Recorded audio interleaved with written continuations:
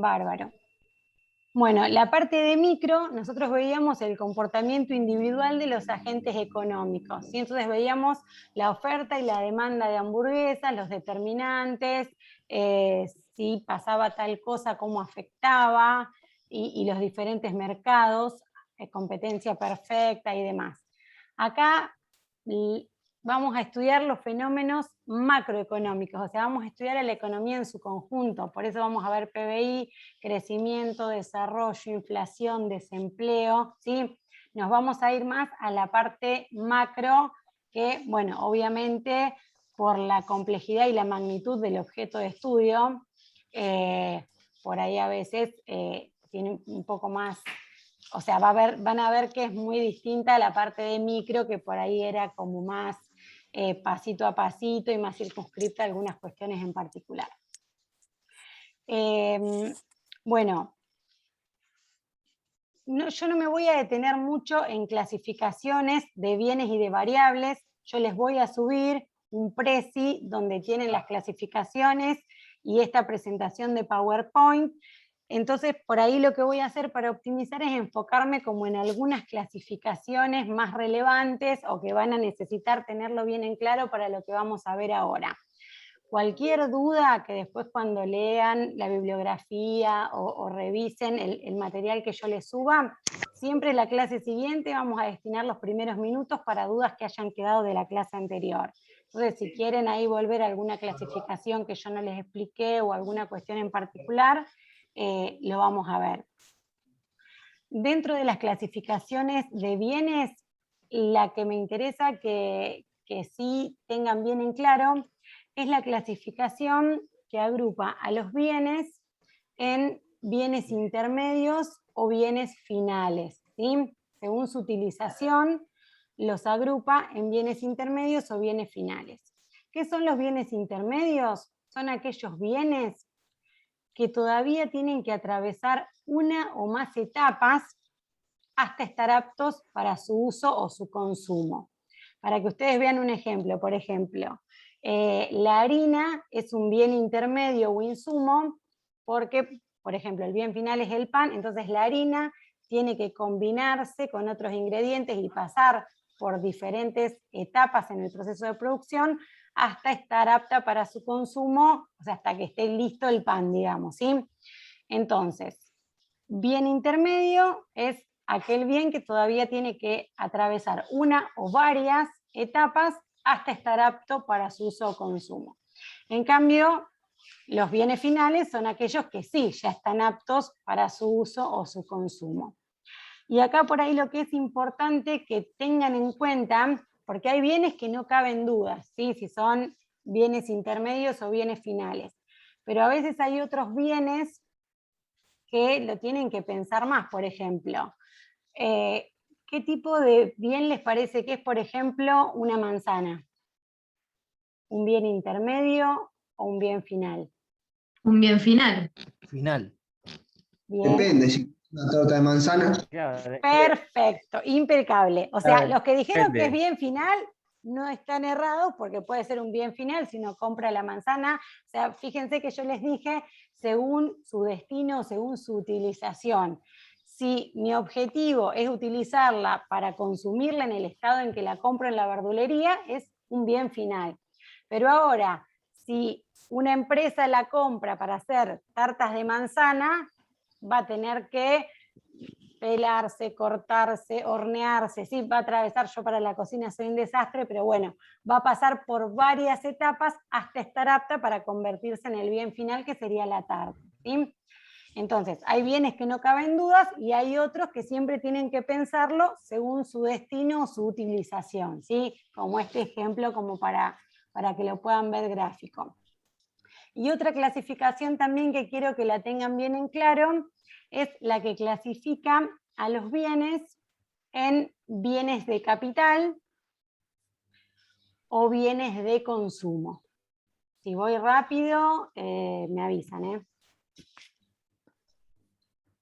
Entonces, los bienes de consumo, que son por ahí los más fáciles, a su vez se pueden agrupar en durables o no durables.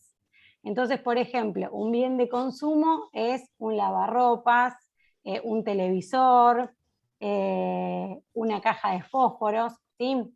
Y después esos bienes de consumo, que se usan obviamente para utilizarlos las familias, pueden ser durables o no durables. Los durables son aquellos bienes que no se agotan con su primer uso, ¿sí? Si ustedes se compran un lavarropas o un televisor, les puede durar más o menos, pero tiene un uso prolongado en el tiempo. En cambio, hay otros bienes que se agotan en el primer uso. Me comí la manzana, listo. Usé el fósforo, listo. ¿Sí? Son todos bienes de consumo, pero algunos son durables y otros no. Y lo otro que les decía son los bienes de capital, ¿sí? Los bienes de capital son muy importantes en materia económica, porque los bienes de capital son todos aquellos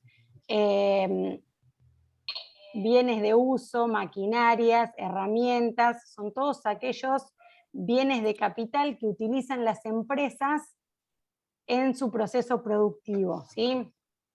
En el proceso para producir sus bienes y servicios, ¿sí? Entonces, en bienes de capital entran un montón de cuestiones, ¿sí? Si hacen un galpón o un centro de distribución, es un bien de uso. Si compran una camioneta para reparto, es un bien de uso.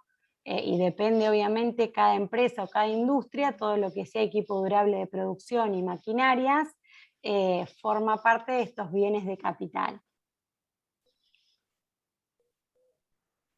Bueno, después otra cosa, que a ver si se acuerdan, ya lo vieron en microeconomía, pero está bueno que lo tengan en cuenta acá también, el flujo circular del ingreso, ¿sí? ¿Alguien se acuerda del flujo circular del ingreso?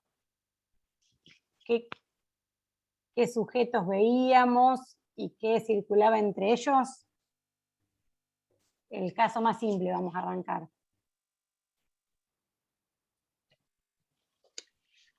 Bueno, está el ingreso, las gastos, familias, son los que están dentro del flujo, ¿no? Perfecto. Genial. ¿Se acuerdan bastante de micro? Muy bien. Teníamos por un lado las familias y por el otro lado las empresas, ¿sí? Yo les voy a hacer bien simple, después se podía complejizar un poco más cuando aparecía el sector gobierno, el sector externo con importaciones e importaciones, pero para que les quede bien gráfico, vamos a arrancar con el caso más simple. Una economía cerrada, sin gobierno, ¿sí? Entonces, familias y empresas. Y entre familias y empresas se daban dos flujos, ¿sí? Por un lado, ¿qué flujo les parece que podía ir desde las familias a las empresas?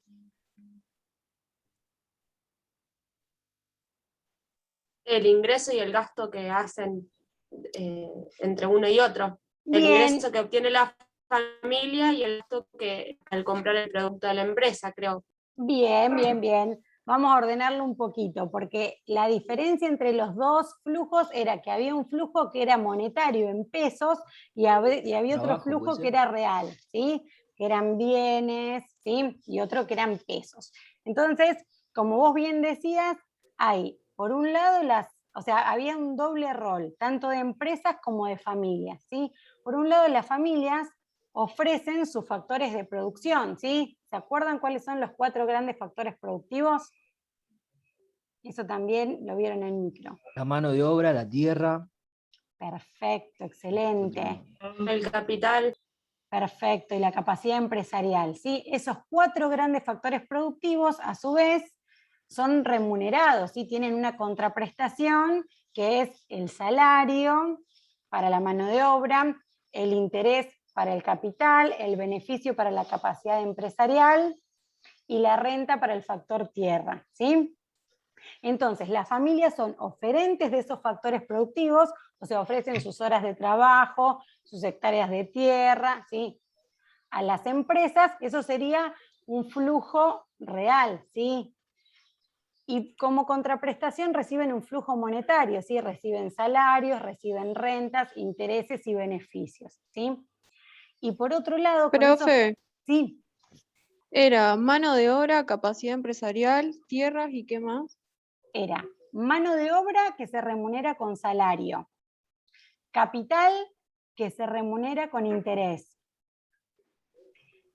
capacidad empresarial que se remunera con beneficio y factor tierra que se remunera con renta. No sé si dije 2 veces alguno y me faltó, pero creo que dije los 4. Gracias. Entonces, esos bienes, los factores productivos que son lo que ofrecen, es como una flechita que va de familias a empresas y es un flujo real, ¿sí? De horas, de hectáreas, ¿sí?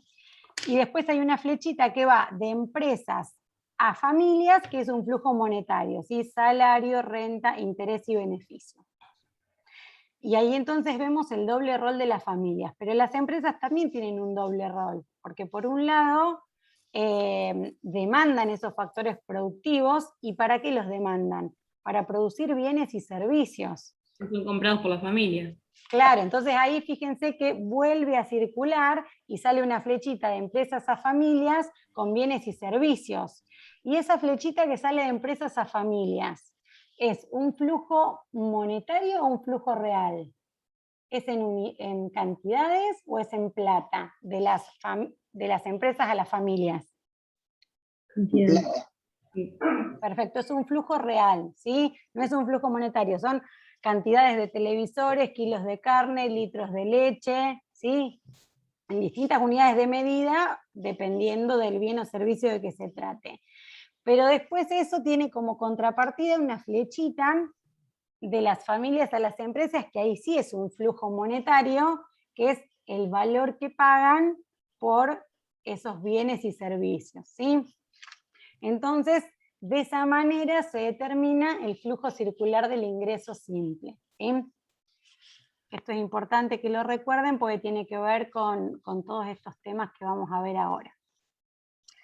Y antes de centrarnos en PBI, como para que un poco organicen y vean, digamos, los grandes objetivos macroeconómicos, básicamente los grandes objetivos macroeconómicos son el crecimiento económico.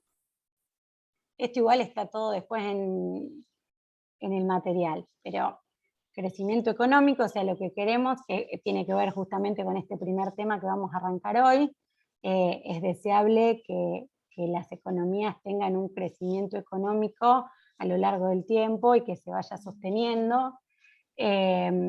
Estabilidad en el nivel general de precios, ¿sí? Que no haya ni inflación ni deflación, más allá de que algunos bienes y servicios en particular, por cuestiones estacionales o de temporada, pueden en algún momento subir o bajar de precio, pero que en líneas generales haya estabilidad en el nivel general de precios. Equilibrio exterior, sí, hoy por hoy todas las economías se relacionan, ¿sabéis? Está todo el mundo globalizado, con lo cual hay mucha interacción entre cualquier economía y el resto del mundo, entonces que haya un cierto equilibrio entre las divisas que salen del país para la compra de bienes y servicios en el exterior y las que entran producto de las exportaciones del país al exterior, ¿sí? Bueno, y obviamente el cuarto sería, digamos, que la tasa de desempleo sea lo menor posible. Siempre va a haber algo de desempleo, porque incluso hasta hay una tasa natural de desempleo, que ya después nos vamos a enfocar en una de las últimas clases en ese tema. Pero bueno, básicamente son como los 4 grandes objetivos macroeconómicos, y para eso también vamos a ver más adelante que hay instrumentos, ¿sí? Hay básicamente lo que se llama la política fiscal y la política monetaria, nos van a permitir un poco, ahora por ahí es como todo muy nuevo, no les quiero dar mucho más detalle, pero básicamente como para que anoten y lo tengan en cuenta, cuando se habla de política monetaria, vamos a empezar por política fiscal. Los instrumentos de la política fiscal son básicamente impuestos y gasto público, ¿sí? Entonces vamos a ver que la política fiscal que se puede adoptar es una política fiscal expansiva o una política fiscal contractiva, ¿sí? Las herramientas son las mismas. Y algo que está relacionado con esto es que el resultado del gobierno, vieron que a veces se habla de déficit público o demás, o sea, el resultado del gobierno, que puede ser déficit o superávit, básicamente surge de comparar los ingresos del gobierno, que básicamente están dados a través de los impuestos que recauda, versus el gasto público, ¿sí? Entonces va a haber déficit público cuando los gastos sean superiores a los impuestos, ¿sí? Cuando lo que se gasta es mayor que lo que se recauda, ¿sí? En ese caso decimos que hay déficit. Cuando se equipara, ¿sí? Cuando gasta lo mismo que recauda, déficit cero, y si recauda más de lo que gasta, superávit, ¿sí? Entonces fíjense que yo tengo esta ecuación impuesto menos gasto, y ahí juegan este tipo de políticas, ¿sí? Cuando se aplica una política fiscal expansiva, lo que se puede hacer es una reducción de los impuestos y o un aumento del gasto público, ¿sí? Fíjense que cualquiera de estas dos tienen el mismo efecto, ¿sí? Porque fíjense que ya sea que se bajen los impuestos o se sube el gasto público, o se reduce el superávit o se agranda el déficit. Pero en términos macroeconómicos, si se reducen los impuestos o se aumenta el gasto público, se beneficia el consumo, porque si yo pago menos impuestos, tengo más ingreso disponible para consumir o para ahorrar. Si yo, obviamente, una parte de ese mayor ingreso lo voy a destinar a consumo, las empresas producen más, contratan más trabajadores, ¿sí? Y lo mismo a través del gasto público. Y muchas veces se necesita aplicar una política contractiva, que es la opuesta, ¿sí? Es un aumento de impuestos y o disminución del gasto público, o una combinación, ¿sí? Entre ambas.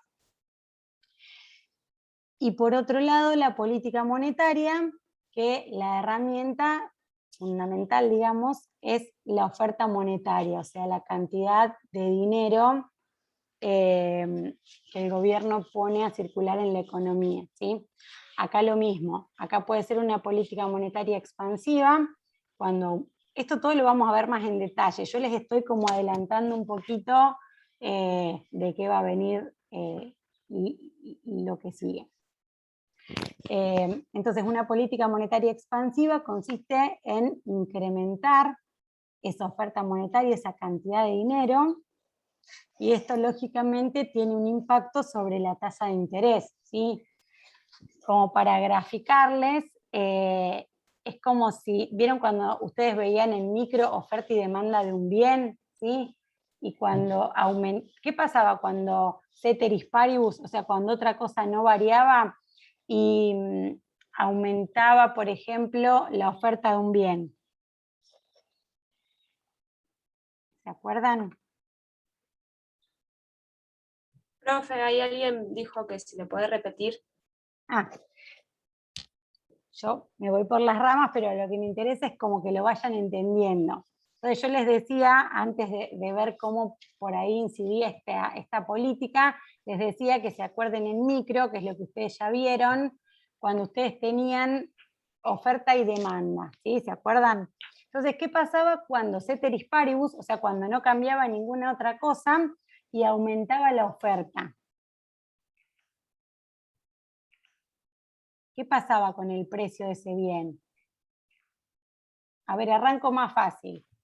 Se mantiene constante. A ver, si aumenta la oferta, vieron que nosotros teníamos... Aumentaría el precio. A ver. Baja el precio. Bien, a ver, vamos a hacerlo con un... Yo soy malísima con esto. A ver, quiero abrir una plantillita. ¿Ustedes van viendo lo que yo voy cambiando o siguen viendo la presentación? Se ve, profe. Ah, Sí, se ve. bueno. Tengo tantas cosas abiertas acá. No sé por qué. Quiero abrir una plantillita. Pero tengo tantas cosas abiertas que no sé si estoy...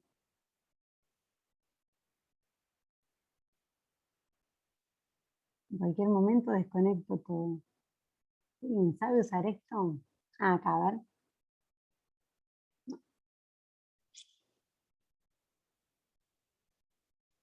La tecnología me estaría superando en este momento. No sé, creo que tengo trabado. Porque ahora no puedo hacer nada. ¿Ustedes me ven bien? ¿Me escuchan? Sí. Sí. Se ve la pantalla. Sí, pero ven que no puedo hacer... Como que está trabado. Bueno, Creo que cuando es así tenés que dejar de compartir pantalla, abrir lo que querés abrir y empezar otra vez a compartir pantalla. perfecto. Quise hacer como muchas cosas juntas. Y encima tengo miedo como de... Acá, stop share. Tengo miedo de tocar algo y desconectar todo. Bien. Entonces ahora sí, share. Ahora les voy a compartir, a ver esto. Ahí les estoy compartiendo. Se ve en blanco, me parece. Bien, yo igual soy como medio malísima para los dibujos, pero bueno, vamos a intentar, como para que se pueda ver gráficamente, ¿sí? Entonces, Se ve todo en blanco todavía, profe, igual. No se ahí, ve Claro, la va a pantalla de dibujar, me usted. parece. ahí está. Bueno, acá se acuerdan que nosotros teníamos, acá me quedó esto, ¿se acuerdan que teníamos precio? Teníamos cantidad. No, esto es... Ahí está, bueno. Teníamos precio, teníamos cantidad. ¿Se acuerdan cómo era la pendiente de la demanda? ¿Positiva o negativa? Negativa. Bien, perfecto. Entonces teníamos la demanda por acá y teníamos la oferta por acá, ¿sí? Profe, no está dibujando. Profe, yo sigo viendo todo blanco. Sí, sí. Estoy igual. En un momento se puso el lápiz, pero no dibujó. Yo estoy Sí, viendo el dibujito. Se vio el lápiz, pero Para no mí se que vio ningún dibujo. es tan malo el dibujo que, a ver, voy a dejar de compartir y voy a arrancar de nuevo. A ver, vamos a ver. Puede ser que en 10 minutos se termine el Zoom, porque aparece un cartelito ahí. Sí, se va a cortar y vamos a tener que volver a conectar. Con el mismo enlace y todo volvemos a conectar. ¿Ahí lo ven? ¿Se ve ahí? ¿O no? Recién vi el lápiz, pero nada más. Bueno, les voy a dejar de compartir esto y se Profe, los ¿por qué voy... no compartió un dibujo de internet de última? No, mira, vamos a hacer fácil. Se los voy a hacer acá en una hoja. En una hoja. En una hoja, que es lo mejor, no falla. Una vez quise, en la clase virtual era la clase de ISLM que necesitaba hacer gráficos. Entonces me puse con un pizarrón, pero no, fue peor. Bueno, a ver.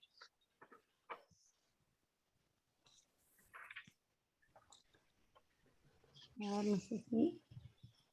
¿Se ve ahí? Un poquito más atrás. ¿Ahí? Un poquito más atrás. Ahí se ve bien. Sí, está bien. Sí, ahí se ve. Bueno, fíjense, en este caso, más fácil para que lo vean, cuando ceteris paribus lo que se incrementa es la demanda, fíjense que el precio se incrementa, ¿sí? Yo les pregunté al revés, ¿qué pasaba cuando lo que aumentaba era la oferta? ¿Sí? ¿Se acuerdan que la oferta aumenta para acá? Si aumenta la oferta de un bien y todo lo demás permanece constante, ¿qué pasa con el precio? El precio baja. Disminuye. Claro, el precio disminuye, baja. Entonces yo lo que les quería comentar, por eso se los traía como ese ejemplo, es que cuando el gobierno amplía la oferta monetaria, o sea, expande la oferta monetaria, que en definitiva pone más monedas y billetes en circulación en la economía, muchas veces lo que pasa es que como que pierde valor ese dinero si esa emisión monetaria no va acompañada, que el PBI está creciendo acorde a esa emisión, ¿sí? Entonces, entre comillas, el precio del dinero lo podemos asimilar con la tasa de interés, ¿sí? Entonces, cuando aumenta Cuando se aplica una política monetaria, ya sea expansiva o contractiva, o sea, que se aumenta la oferta de dinero o se contrae, lo que se va a estar afectando es justamente la tasa de interés, ¿sí? Entonces, cuando la política monetaria es expansiva, que se ponen más monedas y billetes en circulación, ¿qué les parece que va a pasar con la tasa de interés? ¿Sube o baja?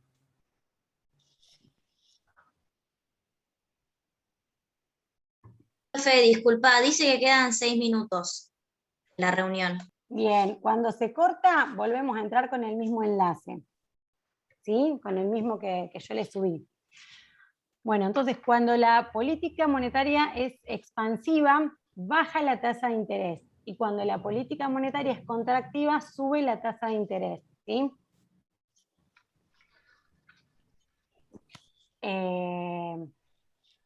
Y la tasa de interés, vamos a ver en una clase, en una de las próximas clases, que tiene una estrecha relación con el nivel de inversión, ¿sí?